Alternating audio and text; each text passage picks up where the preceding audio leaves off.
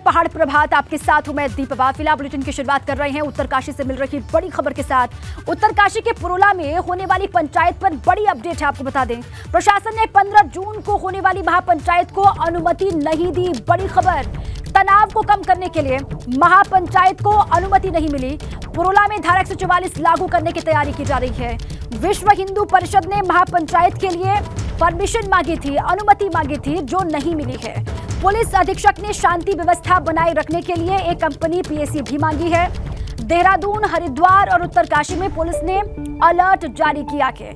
महापंचायत को लेकर विश्व हिंदू परिषद ने परमिशन मांगी थी, लेकिन प्रशासन ने यह कहा जा रहा है कि परमिशन नहीं दी।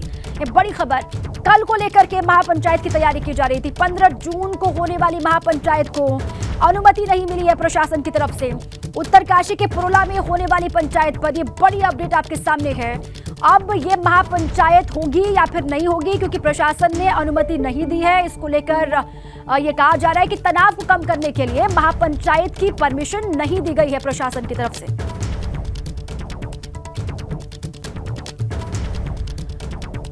अब आइए सीधे आपको ले चले, उत्तराखंड ब्यूरो चीफ अजीत सिंह राठी हमारे साथ जुड़ चुके हैं। उनका सीधे रुख कर लेते हैं। अजीत जी, कल की तैयारी की जा रही थी, विश्व हिंदू परिषद की तरफ से कहा जा रहा था, तमाम हिंदू संगठन भी ये कह रहे थे कि महापंचायत का आयोजन किया जाएगा, परमिशन भी लगातार वो मांग रहे थे, लेकिन सुरक्षा के हवाले से अब प्रशासन ने ये कहा जा रहा है कि जो महापंचायत होनी थी उसको परमिशन नहीं दी है। और क्या डिटेल्स है?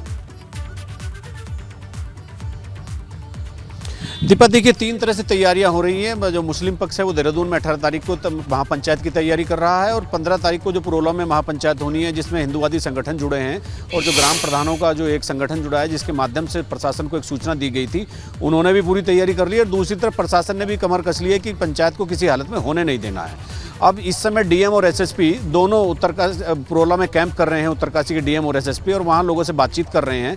कल भी उन्होंने दिन भर कैंप करके वहाँ पर लोगों से बातचीत की, उनकी प्रॉब्लम को समझने की कोशिश की। और इसी बीच में जो ये नई खबर आ रही है कि प्रशासन ने अनुमति नहीं दी है। अगर अब हिंदुवादी संगठन या जो भी वहाँ लोग, जिम्मेदार लोग हैं जो पंचायत करना चाहते हैं, अगर वो पंचायत करेंगे तो हो सकता है लैंड ऑर्डर की सिचुएशन पैदा हो जाए।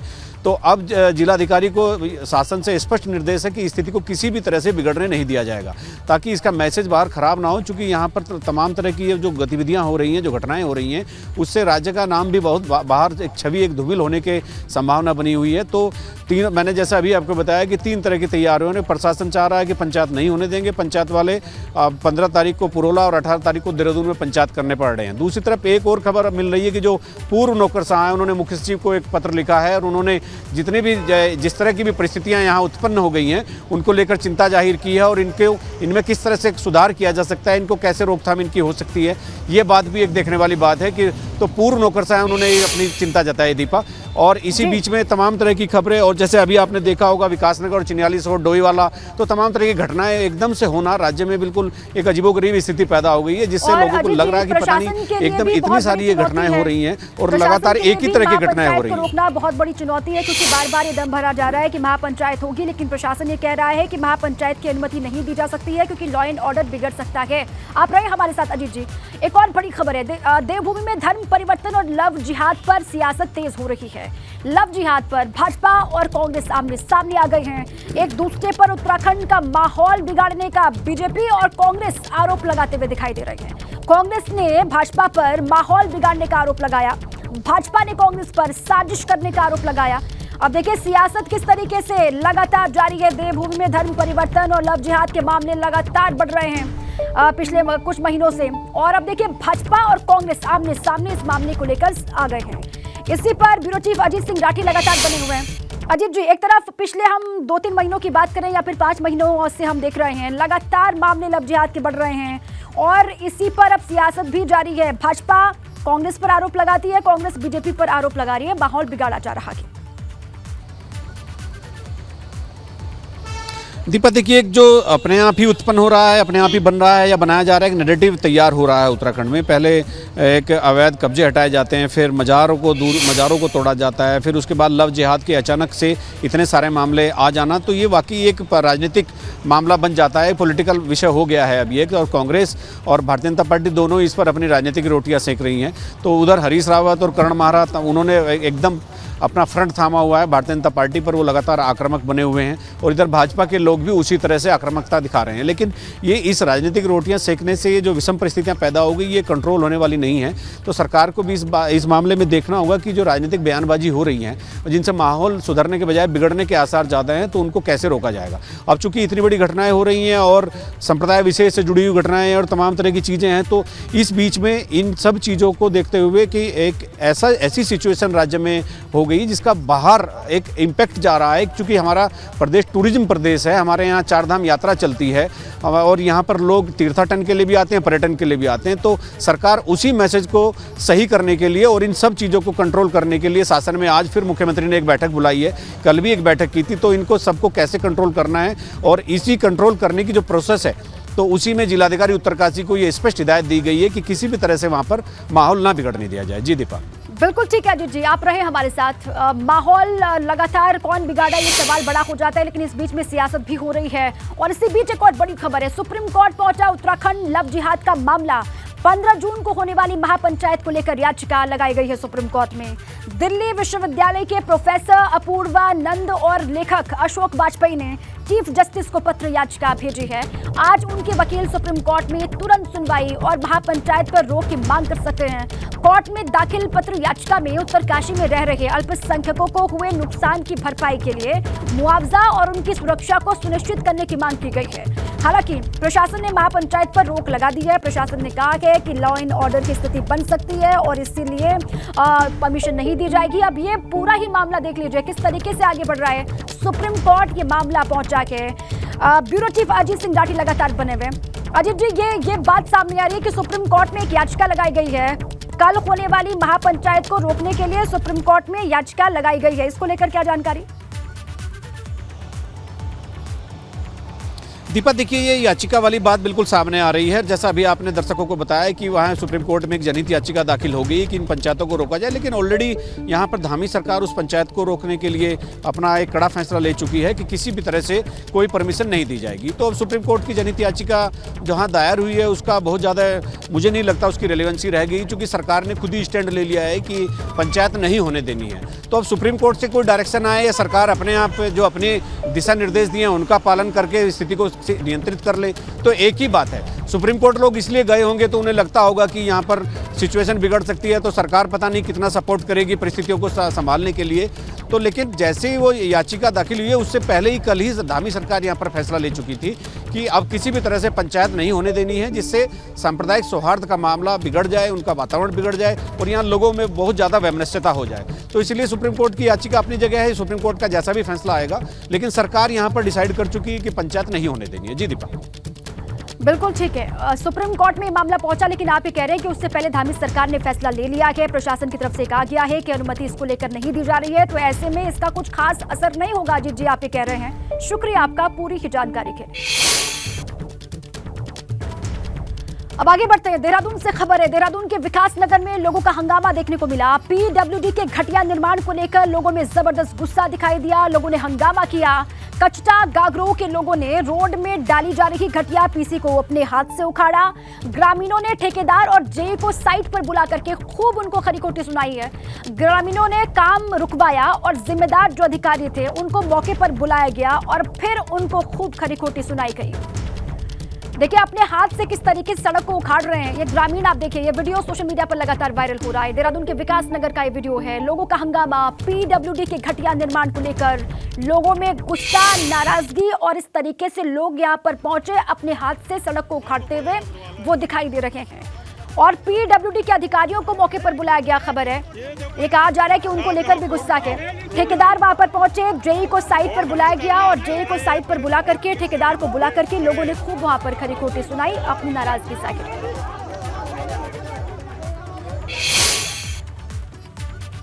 अब सवाल ये है कि विकास नगर में पीडब्ल्यूडी की सड़क कैसे टूट गई। हमारे कुछ अहम सवाल हैं, वो आपको बता दें। विकास नगर में पीडब्ल्यूडी की सड़क कैसे टूट गई, बड़ा सवाल ये। और साथ ही साथ सवाल ये भी बनता है कि क्या मिलीभगत से खराब सड़क यहाँ पर बनाई गई, दूसरा अहम सवाल। और देखिए इतनी जल्दी नई सड़क क्यों उखड़ने लगी, सवाल ये भी खड़ा होता है। और इन्हीं तमाम सवालों को लेकर लोग आक्रोशित दिखाई दे रहे हैं। घटिया निर्माण का जिम्मेदार आखिर कौन है, उस पर एक्शन कब लिया जाएगा और घटिया निर्माण का जिम्मेदार कौन? घटिया निर्माण के जिम्मेदार लोगों पर एक्शन कब होगा? ये कुछ अहम सवाल हैं।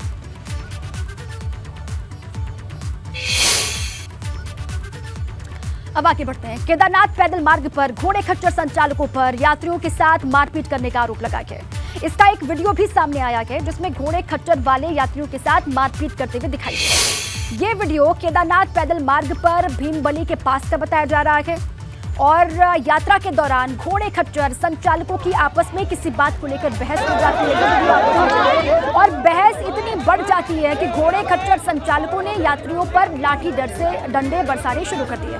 पुलिस ने इस पूरे ही मामले में 5 घोड़े खच्चर संचालकों के खिलाफ एफआईआर दर्ज की है। साथ ही उनके लाइसेंस भी कैंसिल कर दिए गए।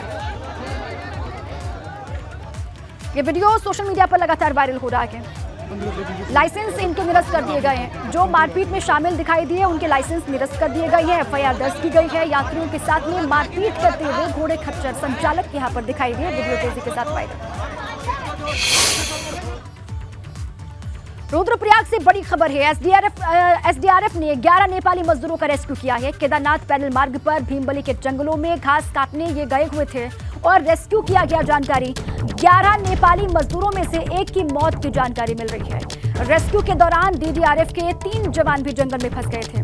काफी मशक्कत के बाद नेपाली मजदूरों के साथ जवानों का भी रेस्क्यू कर लिया गया है। केदारनाथ यात्रा मार्ग पर भीमबली से 6 किलोमीटर ऊपर जंगल में नेपाली मूल के मजदूर घास काटने गए हुए थे और इन्हें निकालने डीडीआरएफ के जवान पहुंचे, लेकिन वो भी यहीं पर फंस गए। बाद में सूचना मिलने पर एसडीआरएफ की टीम यहां पर पहुंची और सभी को बाहर सुरक्षित निकाल लिया गया। हालांकि खाई में गिरने से एक नेपाली की मौत बताई जा रही है। बताया भी जा रहा है कि नेपाली मजदूर रास्ता भटक गया था और एक खाई में गिर गया, जिस वजह से एक की जान चली गई। बाकी जो नेपाली मजदूर यहां पर पहुंचे हुए थे उनको बचा लिया गया है, रेस्क्यू कर लिया गया। देहरादून नगर कोतवाली क्षेत्र में लड़की की संदिग्ध मौत का मामला। कमरे में लटका मिला है। युवती का शव दीवार पर लिखा था, भाग गई मां तुम्हारी जिंदगी से, खुश रहना दोनों। ये उसने दीवार पर लिखा हुआ था। परिवार के लोगों ने समुदाय विशेष के युवक पर आरोप लगाए हैं। परिवार का आरोप यह है कि दूसरे युवक पर आरोप लगा रहे हैं परिवार के लोग। कमरे में युवती का शव लटका हुआ मिला है। देहरादून नगर कोतवाली क्षेत्र में लड़की का शव मिला। पूरे इलाके में हड़कंप है। देर रात रुड़की में घुसे बदमाशों से पुलिस की मुठभेड़ हो गई। भगवानपुर के चोली क्षेत्र में हुई मुठभेड़ में 2 बदमाश घायल हुए हैं और घायल बदमाशों को अस्पताल में भर्ती करवाया गया। खबर यह कि बदमाश किसी बड़ी घटना को अंजाम देने के लिए यूपी से उत्तराखंड पहुंचे हुए थे, लेकिन पुलिस ने उन्हें घेर लिया। मुठभेड़ में 2 बदमाश घायल हो गए हैं। भगवानपुर के चोली क्षेत्र में मुठभेड़ में 2 बदमाशों को दबोच लिया गया। दोनों ही घायल अस्पताल में भर्ती और साथ ही कहा जा रहा है किसी बड़ी वारदात को अंजाम देने की फिराक में थे। यूपी से उत्तराखंड पहुंचे हुए थे और इनके साथ में पुलिस की मुठभेड़ हो गई। 2 बदमाशों को दबोच लिया गया। भगवानपुर के चोली क्षेत्र में मुठभेड़ की जानकारी है। देहरादून से बड़ी खबर। 4 दिन के नवजात को अकेला छोड़कर दंपत्ति ने सुसाइड कर लिया है। सूचना पाकर मौके पर पुलिस पहुंची। शवों को कब्जे में लिया गया। 4 दिन के नवजात को पुलिस ने अस्पताल में भर्ती करवा दिया है। नवजात की हालत फिलहाल ठीक है। आत्महत्या करने वाले सहारनपुर के रहने वाले थे। जहरीला पदार्थ खाकर पति पत्नी ने आत्महत्या कर ली। देहरादून के थाना क्लेमेंट टाउन क्षेत्र का ये पूरा ही मामला बताया जा रहा है। अब वजह क्या रही, इसको जानने की कोशिश लगातार की जा रही है। देहरादून से बड़ी खबर। अधिकारियों के साथ सीएम धामी करेंगे बैठक। 2025 तक उत्तराखंड को सशक्त बनाने को लेकर मंथन और कई विभागों के अधिकारी बैठक में मौजूद रहने वाले हैं। शाम को 5 बजे सचिवालय में यह बैठक होगी। अधिकारियों के साथ मीटिंग करेंगे सूबे के मुखिया पुष्कर सिंह धामी। देहरादून से एक और बड़ी खबर है। 15 जून तक उत्तराखंड में मौसम का अलर्ट जारी किया गया है। 15 जून तक तेज आंधी का अलर्ट है और 80 किलोमीटर प्रति घंटे की रफ्तार से आंधी का अलर्ट भी जारी किया गया है। देहरादून, हरिद्वार समेत कई जगहों के लिए अलर्ट है। कई जगहों पर आसमानी बिजली गिरने की संभावना भी जताई गई है और तेज आंधी का अलर्ट 15 जून को जारी किया गया है। 80 किलोमीटर प्रति घंटे की रफ्तार से आंधी का अलर्ट है। तेज हवाएं चलेंगी। देहरादून, हरिद्वार समेत कई जगहों के लिए यह अलर्ट जारी किया गया है। 15 जून तक उत्तराखंड में मौसम का अलर्ट है, यानी कि कल तक 15 जून को तेज आंधी का अलर्ट जारी किया गया। 80 किलोमीटर प्रति घंटे की रफ्तार से आंधी का अलर्ट है।